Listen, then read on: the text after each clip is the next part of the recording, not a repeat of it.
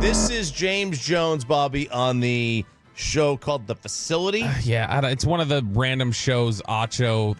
I don't know if they keep changing the name of it or they have him do 8 different shows. Shady's on this one. Chase Daniels on this one. So I don't know. Is this Speak? Is this what was once Speak and now it's called? I have no idea. I can't keep up with it. It's on a channel I don't watch. I don't watch Fox Sports. I don't generally watch FS1 now. So I had to see this through social media like everybody else. But we got the news yesterday. We talked about it at 6 o'clock. It's an avulsion tear for Dak Prescott, which means the tendon has partially come off of the bone, and that's why the hamstring injury is so severe. Sounds phenomenal. So sounds like great news there. This is brutal. So they were kicking this around on their set the other day. James Jones, Emmanuel Acho, Shady McCoy, and Chase Daniel. And James Jones took what became a very controversial angle on this Dak Prescott story with the hamstring, which is, and Peyton's got the clip here, that Dak Prescott, boy, what a quitter. Dak quitting. Oh, hold on, James. Wait, whoa. Say it with your chest. I need some proof. I need some evidence. Like tapped out? Like when you in the chokehold and they said, if you just said Dak quit. And it's crazy because, like, I've been there, though. It ain't even, like, funny, though. Like, my man quitting on these dudes. I've had a hamstring plenty of times, and I'm back the next week. I'm not Tyreek Hill. It don't take no 4 weeks for you to heal from no hamstring. You're not Lamar Jackson. You're not Jalen Hurts. You're not running. Where are you running to? You're not running. 4 weeks. Basically put me on ice for 4 weeks, right? No fight, no nothing. Hey, man, I'll be back in 2 weeks. I'll be back in a week. This is a hamstring for a quarterback that's not explosive at the quarterback spot. They tried to hold me out. I said, who I'm running away from? I've been 4'5", 4'6". I'm going to stay 4'5", 4'6", with a bad hammy, so I'm going out here playing. Dak Prescott, with the way the season is going right now, we heard him on the sideline, what he said. Dak is quitting on these boys. That's, look, as an athlete, he knows, James Jones does, that's high up on the list of accusations that you can't throw at another athlete. So he's doing this full well knowing how the gravity of this, to the point that Acho, Mr. Clickbait, is going, hold on, slow down a little. And of course, Shady's sitting there going like, come on, give me some more, James. Keep it going. Because that's shady. Yeah, look, I mean, you can say a team quit on a coach, but it's a very broad statement. It's a statement of effort and it's stuff that you can see on the field. Are you actually finishing plays? Right, yeah. But also, it's like you're not pinpointing any one person. Yeah. There's a softened blow to saying, hey, this team just quit. You don't love to say it, but it happens, right? When you individualize it like this, and it's coming from a former player, and you're talking about a guy who you're basically saying he's not tough. There are some guys who can't play injured. They just don't perform well injured. I don't consider them quitters necessarily. They just don't play well injured. Jake DeGrom doesn't play injured. He just doesn't pitch injured. He just doesn't do it. Some guys will go out there and say, "Yeah, I'll figure it out." He just doesn't. That's the way it is. You got to deal with it. You just have to deal with it.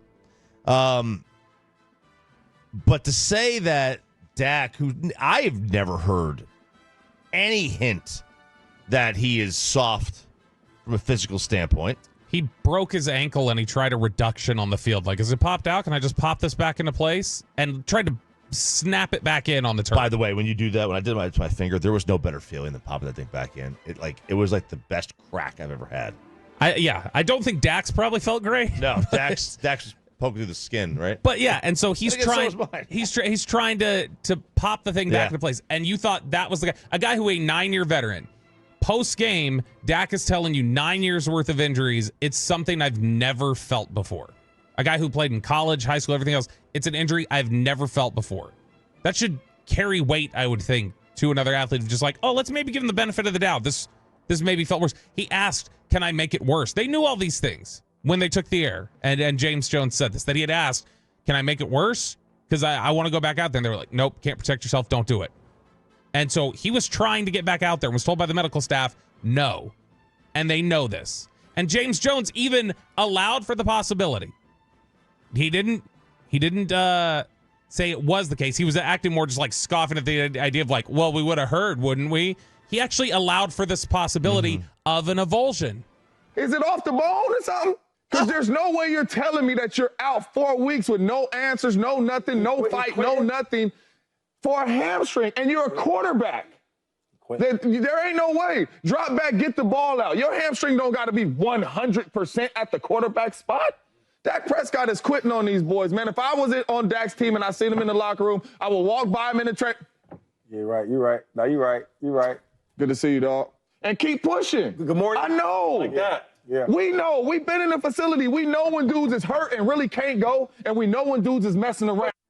So now he's saying Dak is just exaggerating an injury, and you got Shady there with the little hallelujah chorus. You right, like the little ad lib man on a hip hop song. Like it's ridiculous. I like that role. I want to be that role. I know it is a good role. Like I would enjoy that. But Shady doesn't need to be sitting. Yeah, Shady doesn't need to be sitting there dropping a. Oh yeah, you're right. No, he's not right. In fact, he just allowed for the possibility of could it be off the bone? What? Yeah, and it was. Like, and he goes like, and that was obviously his out. Is it off the bone?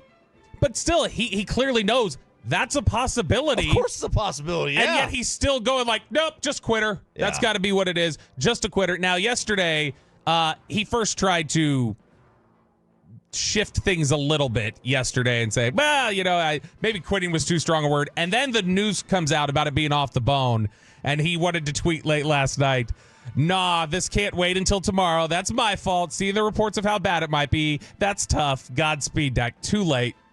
I gotta give him credit on that one though. Nope, too late. Yeah, no. You gotta be fair. He spoke out of turn, and then when he could be speaking out of turn though. He knew that was a distinct possibility because he mentioned the very nature of the injury that it ended up being. I think he was just saying like that would be the only way that you could get this kind of and reaction. He couldn't put two and two together. He couldn't do that. I think he could, and he didn't care. He's sitting there on that same channel that. But listen, puffs people up and builds people up for doing. I gotta give him credit for walking it back, though. You gotta be fair on both sides. You gotta be fair. You gotta give him credit. I mean, you gotta kill him for saying it. But then the moment he realized he was wrong, he didn't wait. He went right to it and got in front of it. I gotta give him credit for that. You gotta be fair, Robert.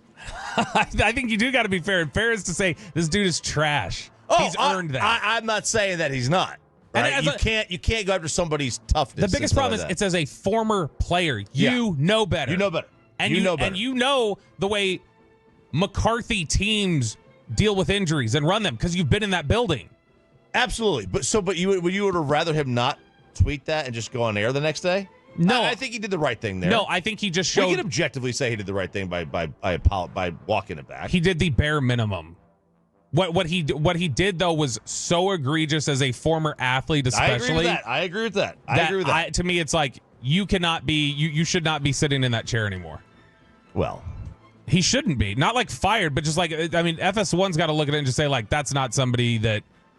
Like whenever contract negotiations come up and or whatever else, it's like all right, well this dude's just reckless. But they're not going to do it. They love it. They're the same ones that hired Craig Carton. Even while he's got an ankle monitor on, and so they love their. Straight out of prison hires, and I mean, this is your first time on the internet? Like, do you think they're going to get rid of a guy? No, I don't. I'm just saying that's what should actually happen. They're not going to. I know they're not going to. Yeah, they would not. But you thought there was another talking point from this program that wasn't related to James Jones. This is not related to James Jones. This is the guy who sits right directly next to James Jones, and this is Southlake's own Chase Daniel on the state of your Dallas Cowboys.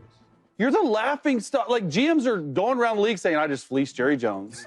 Like, he gave up a 4th-round pick for what?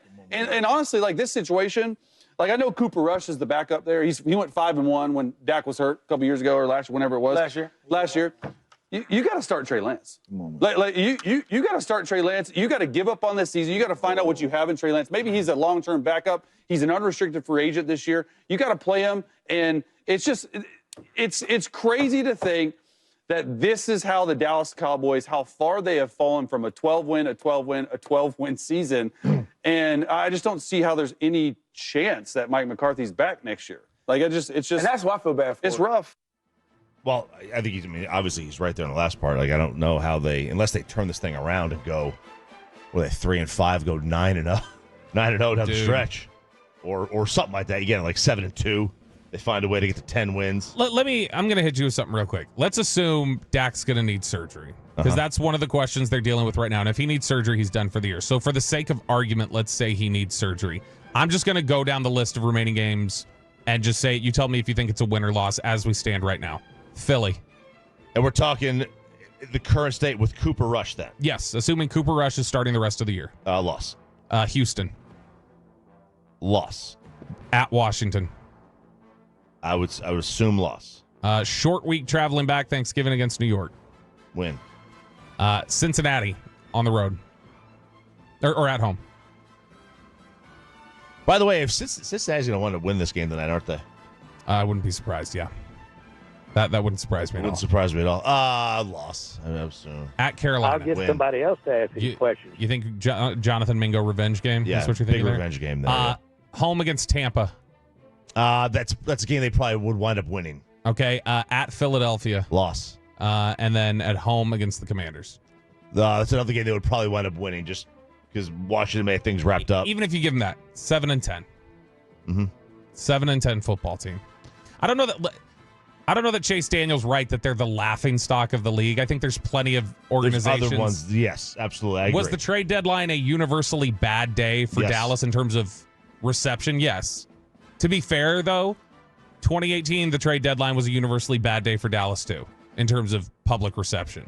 People said Amari, yeah, they said Demaryius Thomas and Golden Tate, they both went for day 2 picks. Or day 2, day 3 picks. How are you giving up a first for Amari? Right. And they ended up being right. They did. He's not going to be Amari Cooper. I can guarantee you that. Is Jonathan Mingo is not going to be that guy. Never. Are you sure? But we may look at it. We may look at it and say that's better than a 4th-round receiver. So they had room to potentially be right about that. But to say laughing stock of the NFL, I don't know about that. Well, I think there's honestly some pity on the Cowboys right now across the NFL. Which is almost worse. That is almost worse. This is not as bad as the 3 straight 5-11s. But this is somewhere between 5-11 and the 3 straight 8-8s. That's where they are. To me, that's where they are right now. The 3 straight 8-8s, I can at least make the case that during that time we could see the transition between the Parcells players and then the Jason players, right? You felt like those 8-8 teams a lot of times, at least the way I remember it. Maybe I'd go back and I'd see it differently. But the way I remember it was, I felt like they played up to good competition and down to bad competition. Yes. And so they were just inconsistent, but you saw seeds of something that could come together. Yeah, but like in that time, you had drafted Dez, you had drafted Sean Lee, you had drafted Tyron, you had drafted Frederick at the end. And like, you were transitioning from the Kosher, Colombo, Flozell, Gerard O-line, and you had to remake it, and the line was not very good, and they became the Great Wall again. Ware was getting towards the end, and Ratliff. So, like, it was a transition era. This just feels like they're stuck. This feels like they don't know that they need to transition. I've made the comparison the last few days. It feels like those teams 5 years post-title for the Mavericks, where they were trying to hold on to something and couldn't accept, all right, window's over. It was a good run, but you don't need to go get Darren Williams, and you don't need to go get Wes Matthews and try and, break down the door where the chair has DeAndre Jordan locked in. Like there's aspects of it where just embrace naturally becoming whatever it is you become. Yeah. And they're having a hard time with it. And the thing is, I think this year can just be a standalone year. There's a potential for a bounce back next year because they've had a lot of injuries. And if you stack up draft capital, one draft hitting can replenish a lot of the depth that you missed. Is that what they did when they traded a 4th-rounder pick away again? Stacking it up? No, kind of the opposite. Your best guess is Dak. Is Dak going to have surgery and finish? Does he play again this year? I'm going to say, man. And are they going to? And let me ask you this: if they, I'm gonna say he doesn't have surgery. Is my guess, and there's no way. I have no. don't mistake this, anybody. Haven't talked to anybody behind the scenes about the possibility of it other than what's just out there and reported. I'm just saying, my guess, given how much they all seem to want to hang on, I don't know that they would. They haven't even put him on IR yet, because when they put him on IR, he can't stand out there at practice. He can't sit in the meeting rooms with Cooper Rush. And so right now, while he's hurt and can't play but not on IR, he can sit in the meeting rooms and help Cooper Rush during the study week, and he can be out at practice. So they say goodbye to a lot of stuff. Why does that matter? Why are they not allowed to be in the meeting rooms? Nate Newton, we were doing Cowboys crosstalk last night. Nate Newton and Drew Pearson were both going off on that rule. Like, there's no sense in doing that. No sense in doing that at all. Also, let me ask you this. If they wait to IR him, can they go back and retroactively do it to the day where he got hurt? That I don't know. I'm not clear on that. So, like, he would, because but I mean, so like if he misses this, so you're saying if he misses this game, I don't think they let you do that, but I'll have to look it up. Because that would change a lot of things. Because now that would just add time before his return, correct? Yeah, because you would miss this one game coming up against Philly, and so then you'd have to miss another 4. So it'd be Houston, Washington, New York, and Cincy instead of. So it'd be 5 games missed. Yep. Yeah, I mean, that makes no sense. Like, you should be able to retroactively do it, I would think. I mean, I think that makes the most sense, the most fair, but what the hell do I know? No, but I mean, it's still, I find it interesting, though, that Chase Daniel would say laughingstock, because I think that's a little strong. Yeah. Because, like I said, I think it may be more on the edge of pity at this point, which is, like I said, that's worse. I think pity's underrated, man.